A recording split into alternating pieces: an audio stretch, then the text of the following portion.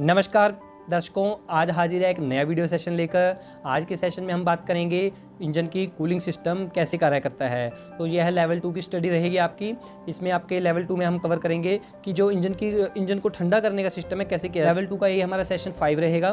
तो चलिए शुरू करते हैं।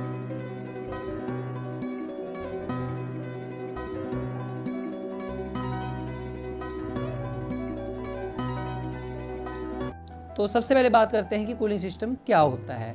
कूलिंग सिस्टम बेसिकली हमारे इंजन के अंदर कंबशन होती है, जो फ्यूल बर्न होता है। तो फ्यूल बर्न होने के कारण उसमें जो हीट पैदा होती है, उस हीट से क्या होता है कि जो इंजन की सिलेंडर वाल्स होती हैं उसका टेम्परेचर बढ़ जाता है और उसके साथ साथ इंजन की होल बॉडी का टेम्परेचर बहुत ज़्यादा बढ़ जाता है।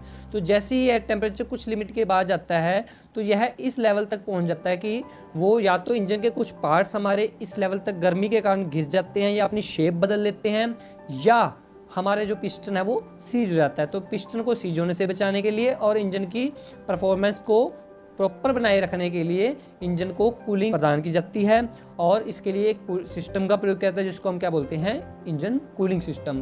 तो हम कह सकते हैं बेसिकली इंजन को ठंडा करने के लिए जिस सिस्टम का प्रयोग करते हैं उसको हम कूलिंग सिस्टम कहते हैं। यहाँ पर हमारी कूलिंग सिस्टम की नीड भी क्लियर हो चुकी है कि हमारी नीड क्या है। तो हमारे यहाँ 2 क्वेश्चन क्लियर हो गए, कूलिंग सिस्टम क्या होता है, उसकी नीड क्या है। आगे चलते हैं।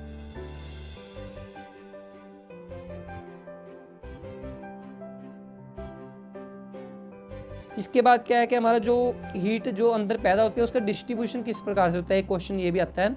तो सबसे पहला जो हमारा डिस्ट्रीब्यूशन है फ्रिक्शन का है, जो घर्षण अंदर से होता है उसमें कितने % का लॉस रहता है हमारा हीट का, 10%। उसके बाद जो सिलेंडर की वाल्स हैं उस पर हमारा कितने % का लॉस रहता है, 35%।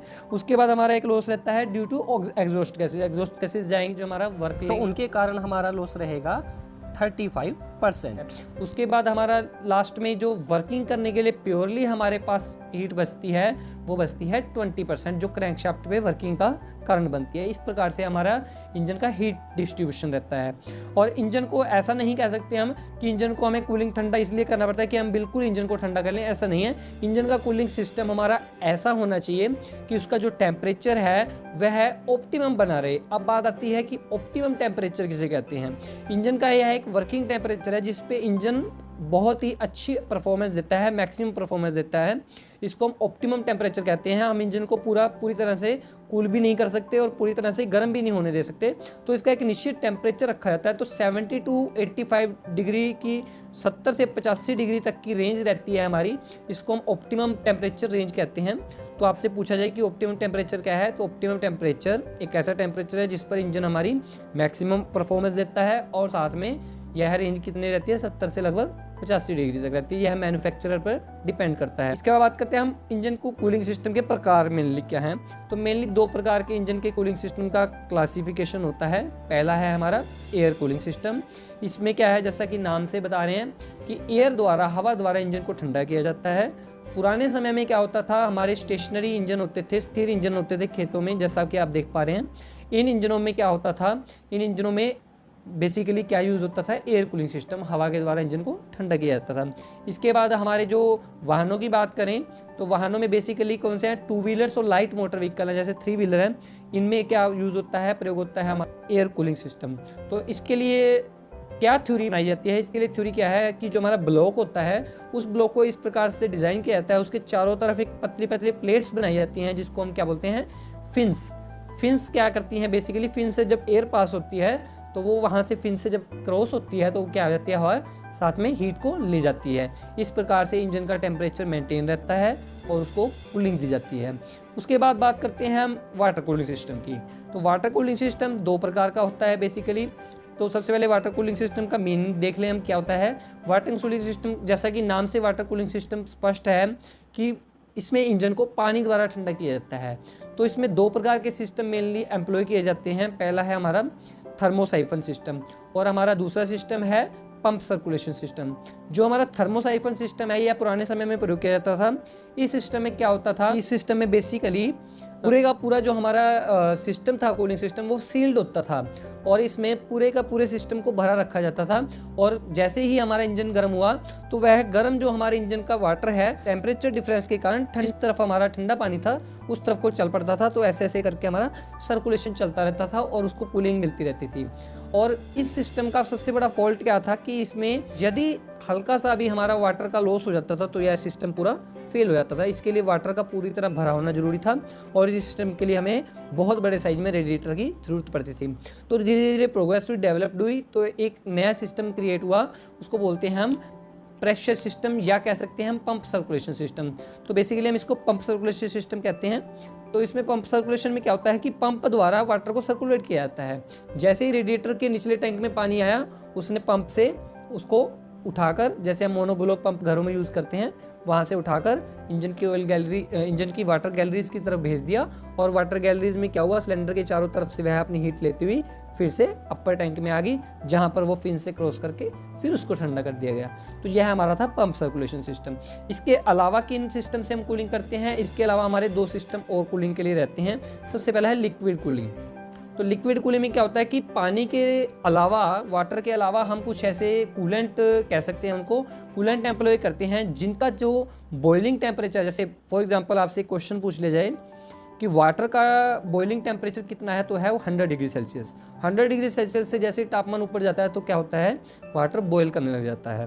तो इस प्रकार से कुछ ऐसे केमिकल्स डेवलप किए गए जिनका बॉइलिंग टेम्परेचर है वाटर से भी कहीं ज़्यादा होता है। जैसे फॉर एग्जांपल हम कह सकते हैं ग्लिसरीन। ग्लिसरीन का जो टेम्परेचर है 290 डिग्री सेल्सियस तक होता है। और एथिलीन ग्लाइकोल है जो हमारा, इसका जो बॉइलिंग पॉइंट है 195 डिग्री यानी कि 195 डिग्री सेल्सियस होता है। तो ये एडिटिव मिक्स करके हम पानी का भी बॉइलिंग टेम्परेचर बढ़ा सकते हैं या इनकी मदद से हम कूलिंग सिस्टम को भी हम हाई टेम्परेचर पर अचीव कर सकते हैं। उसके बाद बात करते हैं, एक हमारा सिस्टम है और प्रेशर सील्ड कूलिंग सिस्टम। यह पंप सर्कुलेशन सिस्टम का ही थोड़ा सा डेवलप्ड ग्रुप है। इसमें एक्स्ट्रा क्या रहता है, एक तो हमारी जो रेडिएटर की कैप है वो प्रेशर सील्ड रहेगी और प्रेशर पर काम करेगी, एक निश्चित प्रेशर पर वह सहन करेगी। और उसके साथ हमें एक एक्सपेंशन रिजर्वर टैंक दिया जाता है अलग से। उसमें क्या होता है कि उसके साथ साथ एक लीक ऑफ पाइप दी जाती है, हमें एक्स्ट्रा पाइप दी जाती है। तो उस पाइप से वो रेडिएटर की अपर टैंक की जो हमारी कैप है उसके पास से नेक से जाएगी रेडिएटर की और वो रिजर्व टैंक को जाएगी। जैसे ही टेम्परेचर और प्रेशर बहुत ज़्यादा बढ़ जाता है, अनटोलरेबल हो जाता है, तो वैसे ही वो जो वेपर बने वाटर के वो सीधा रिजर्व टैंक में आ जाते हैं। और जैसे ही वहाँ पे टेम्परेचर होता है वो फिर वाटर में कन्वर्ट होके फिर से उसको ले लिया जाता है। तो इस प्रकार से हमारा वो प्रेशर सील्ड कूलिंग कार्य करता है। और इससे क्या होता है कि वाटर का जो बॉइलिंग टेम्परेचर है वो भी मेंटेन रहता है। तो ये प्रेशर सील्ड कूलिंग आजकल बहुत ज़्यादा इफेक्टिव है और यही ज़्यादातर वर्किंग में लाया जा रहा है। इसके बाद बात करते हैं हम प्रेशर सील्ड कूलिंग के सबसे मेन एडवांटेज। इसमें कूलेंट का लॉस नहीं होता क्योंकि वो वेपराइज होकर बाहर नहीं जाएगा। तो वेपराइज होकर जैसे ही वो रिजर्व टैंक में जाएगा और उसके बाद फिर कंडेंस होकर, मतलब टेम्परेचर कम होकर उसका वापस उसमें रेडिएटर में आ जाएगा। दूसरा फ़ायदा क्या है कि कूलिंग की जो एफिशिएंसी है वो बढ़ जाती है, क्योंकि एफिशिएंसी तो प्रेशर के कारण है, वो प्रेशर सील्ड है, प्रेशर मेंटेन हो जाता है। हाई प्रेशर पे, मतलब इस कूलिंग सिस्टम की एक पहचान है कि हाई प्रेशर पे क्या होता है कि हाई बॉइलिंग टेम्परेचर अचीव किया जाता है, लिया जाता है। इसके बाद बात करते हैं हम कि बेसिक कंपोनेंट कौन कौन से होते हैं जो हमारे मॉडर्न आजकल आधुनिक कूलिंग सिस्टम चल रहे हैं, उसके बेसिक कंपोनेंट कौन कौन से हैं। तो पहला है हमारा रेडिएटर। रेडिएटर जैसा कि आप जानते हैं, रेडिएटर के बारे में आप पिछली क्लास में पढ़ चुके हैं। रेडिएटर की कंस्ट्रक्शन, अपर टैंक होता है, इसमें रेडिएटर कोर होती है और इसमें नीचे हमारा लोअर टैंक होता है। 2 होस पाइप लगते हैं, एक अपर टैंक से इंजन को जाता है, एक लोअर टैंक से जाता है, क्लैंप की सहायता से जुड़े होते हैं। इसके बाद हमारे कूलिंग फैंस लगे होते हैं, फैन रेडिएटर के बैक साइड में फैन लगता है। उसके बाद आती है हमारी प्रेशर कैप। प्रेशर कैप जैसा कि हम डिस्कस कर चुके हैं कि यह प्रेशर को मेंटेन करने के लिए इसका एक प्रेशर वाल्व कह सकते हैं, प्रेशर वाल्व की तरह काम करती है। उसके बाद है हमारे पास वाटर पंप। वाटर पंप का क्या कार्य है, लोअर टैंक से गैलरीज में पहुंचाना। उसके बाद थर्मोस्टेट वाल्व। ये थर्मोस्टेट वाल्व भी हम हल्का सा डिस्कस कर लेते हैं, जैसे हम कूलिंग सिस्टम की अभी वर्किंग देखेंगे तो उसमें भी हम डिस्कस करेंगे। थर्मोस्टेट वाल्व क्या है कि इंजन के ऑप्टिमम टेम्परेचर को बनाने में इसका बहुत अहम रोल है। हम मान लेते हैं कि 69 से लेके 82 डिग्री की रेंज होती है, जो इस टेम्परेचर तक यह ओपन नहीं होता और इस टेम्परेचर की रेंज में यह ओपन हो जाता है मैन्युफैक्चर के अलग अलग लिमिट के अनुसार। किसी के जो थर्मोस्टेट होते हैं किसी कंपनी के 69 पे होते हैं और किसी के 82 तक भी ओपन हो सकते हैं। तो यह जब तक ओपन नहीं होता और तब तक क्या करता है, ये वाटर को रेडिएटर में ना पहुंचाकर बाईपास ही उसको सर्कुलेट करता रहता है। इसकी वर्किंग अब एनिमेटेड वीडियो के में सीखेंगे। फिलहाल हम इसके बारे में बात करते हैं कि एक वाल्व की तरह है यह वाल्व ओपन जब होता है तब तो हमारी जो कूलिंग है वो रेडिएटर से जाती है, और जब वह वाल्व क्लोज रहता है तो हमारी बाईपास करता रहता है। फिलहाल हम इतना समझते हैं। उसके बाद हम बात करते हैं बाईपास सिस्टम, उसी को बाईपास सिस्टम बोलते हैं। उसके बाद फ्रीज प्लग। यह फ्रीज प्लग एक टेक्निकल टर्म है जो कि बहुत कम कूलिंग सिस्टम में डिस्कस की जाती है। इसके बारे में हम बात करते हैं। ये फ्रीज प्लग क्या चीज़ है? बेसिकली फ्रीज प्लग क्या है कि एक इंजन की बॉडी में साइड्स में कुछ प्लग दिए होते हैं। इसका काम क्या होता है कि जब हमारे इंजन का वाटर है जो फ्रीज हो जाता है तो यह क्या करते हैं कि अंदर फ्रीज होने के कारण वो बहुत हाई प्रेशर पर आगे एक दूसरे से गैलरीज में क्या होता है कि हाई प्रेशर पर आगे जाता है, क्योंकि प्रेशर क्रिएट हो जाता है। पानी तो है जो सर्कुलेट होता रहेगा, बट जब क्या है कि पानी जम गया तो पीछे से प्रेशर तो वाटर पंप का आ रहा है, तो वो प्रेशर बहुत ज़्यादा क्रिएट हो जाता है उसमें। तो उस प्रेशर के कारण इंजन का जो अंदर ब्लॉक है वो फट ना जाए, या उसमें कोई मिस हैपनिंग ना हो जाए, या रेडिएटर ना फट जाए, किसी प्रकार की कोई मिस हैपनिंग ना हो, तो उसके लिए फ्रीज प्लग लगाए जाते हैं। वह फ्रीज प्लग क्या है कि टाइम टू टाइम उस प्रेशर को रिलीज़ करते रहते हैं, और यह उस टाइम पे जब प्रेशर अनटोलरेबल हो जाता है तो उस टाइम पे वहाँ से वाटर को लीक करके कुछ लेवल तक उसको लीक करके भी अंदर इंजन को सेव करते हैं, और सालों के बाद यह खुद भी लीक हो जाते हैं।